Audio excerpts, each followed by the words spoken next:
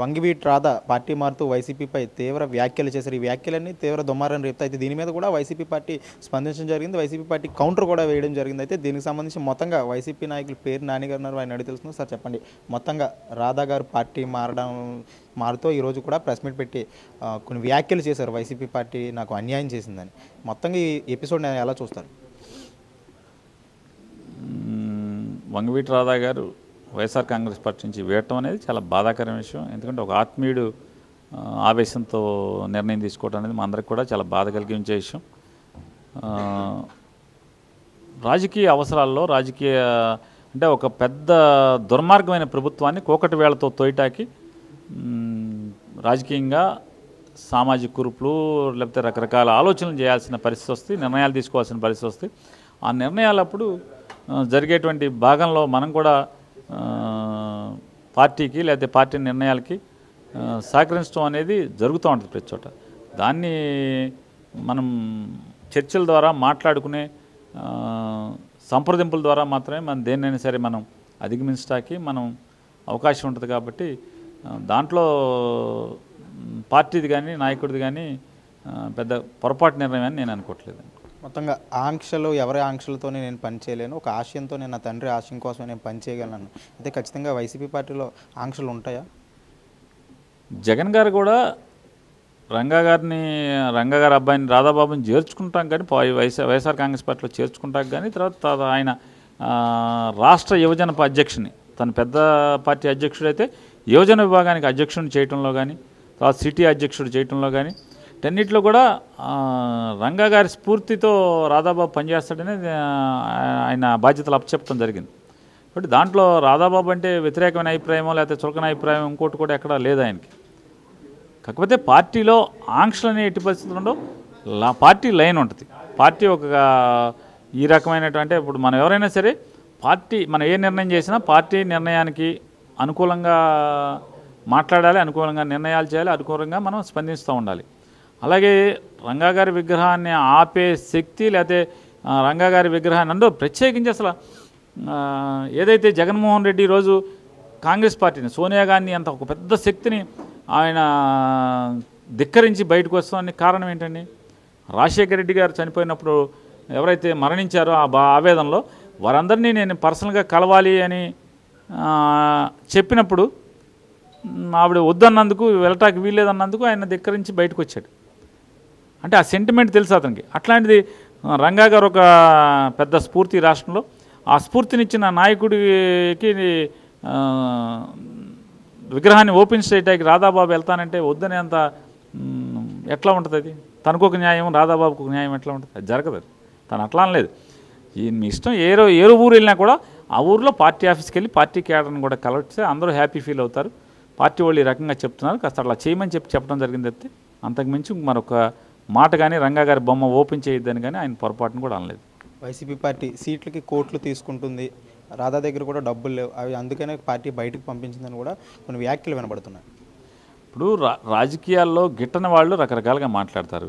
నిజంగా చిరంజీవి గారు ఎంతో మంచి హృదయంతో కుట్రలు కపటం కానీ కుట్రలు కానీ తెలియనటువంటి వ్యక్తి చిరంజీవి గారు.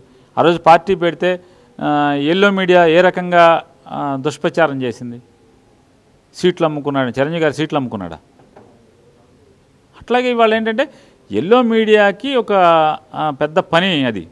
చంద్రబాబు నాయుడిని బతికించడం కోసం, సజీవంగా ఉంచడం కోసం, రాజకీయంగా చంద్రబాబు ఎంతసేపు ఉన్నత స్థితిలో ఉంచడం కోసం చంద్రబాబుకి ఎవరైతే ప్రత్యర్థులుగా ఉన్నారో, చంద్రబాబుని పడదోయటానికి కూలదోయటానికి ఎవరైతే ప్రయత్నం చేస్తున్నారో వారిని నిర్వీర్యం చేయడానికి ఇట్లాంటి దుష్ప్రచారాలు, ఇట్లాంటి దుర్మార్గమైనటువంటి నిందలు ఆ ఎల్లో మీడియాకి అలవాటు. ఎల్లో మీడియా చెప్పే మాటలను మనం నమ్మటం అనేది ఇంకంతకన్నా హాస్యాస్పదం ఇంకోటి ఏం లేదు. మొత్తంగా రంగా గారు చనిపోయేప్పటికీ 30 సంవత్సరాలు అయినా సరే రాష్ట్ర వ్యాప్తంగా అభిమానులు కూడా చాలా పెద్ద ఎత్తున ఉన్నారు. ఇప్పుడు రాధా దూరం అవడంతో వైసీపీ పార్టీకి ఏమన్నా ఎఫెక్ట్ అయినా పడుతుంటారు? రాధాబాబు దూరం అవటం అనేది మా అందరికీ బాధ, వైఎస్ఆర్ కాంగ్రెస్ పార్టీకి కూడా బాధాకరమైన విషయం. కానీ రాధాబాబు అమాయకంగా చంద్రబాబు ట్రాప్లో పట్టడం అనేది రంగా గారి అభిమానులందరూ కూడా కలిసివేసే విషయం. ప్రతి రంగా అభిమాని కూడా, రాధా రంగా అభిమానులందరూ కూడా చంద్రబాబుతో ట్రాప్లో పడిపోయాడు అమాయకుడు అని చెప్పని అందరూ బాధపడతారు. కాబట్టి ప్రజలు కూడా అసలు రాధాబాబు చంద్రబాబు అంటే తెలుగుదేశం పార్టీతో కలవటం అనేది భరించలేకపోతున్నారు. ఆయన ఈరోజు ప్రెస్ మీట్లో చంద్రబాబుకి మంచి కితాబులు ఇవ్వటం, ఆయన నన్ను పెద్ద కొడుకుగా చూసుకుంటానన్నాడు, రంగా గారి ఆశయాల్ని చంద్రబాబు కొనసాగిస్తాడని చెప్పటమే జీర్ణించుకోలేకపోతున్నారు. కాబట్టి దాన్ని బట్టే రంగా గారి అభిమానులు స్పందిస్తారనేది నా విశ్వాసం. హత్యకి సంబంధించి కూడా రంగా గారి హత్యకి సంబంధించి కూడా తెలుగుదేశం పార్టీకి ఏ విధమైన సంబంధం లేదు, కొంతమంది వ్యక్తులు చేసిన పార్టీకి ఆపాదించడం మంచిది కాదని, ఇది మీరు ఏ విధంగా చెప్తారు?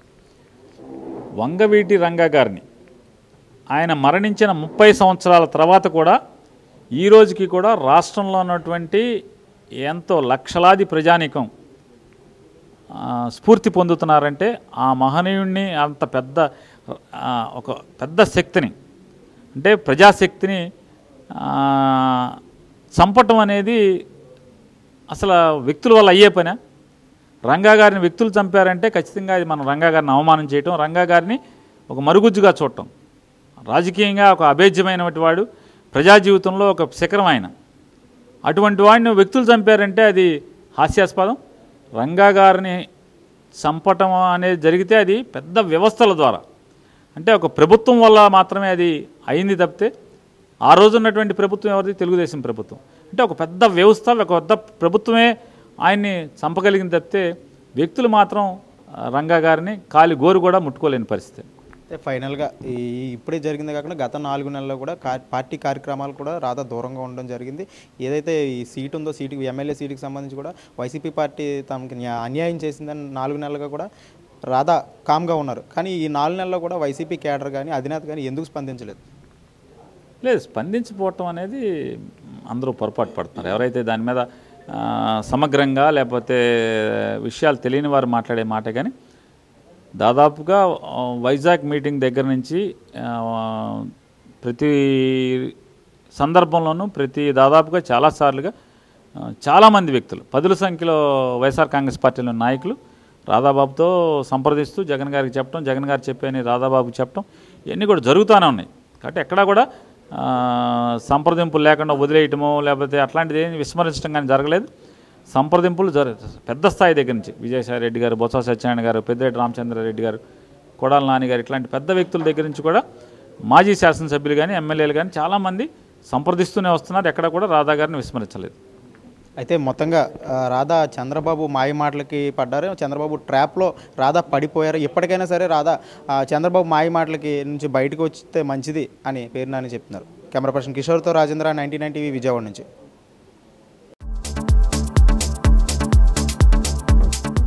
Please subscribe new waves. ఇలాంటి మరిన్ని మంచి వీడియోలు కావాలని కోరుకుంటున్నారా? అయితే పక్కనే ఉన్న గంట సింబల్ను క్లిక్ చేయండి. అలాగే సబ్స్క్రైబ్ చేయండి.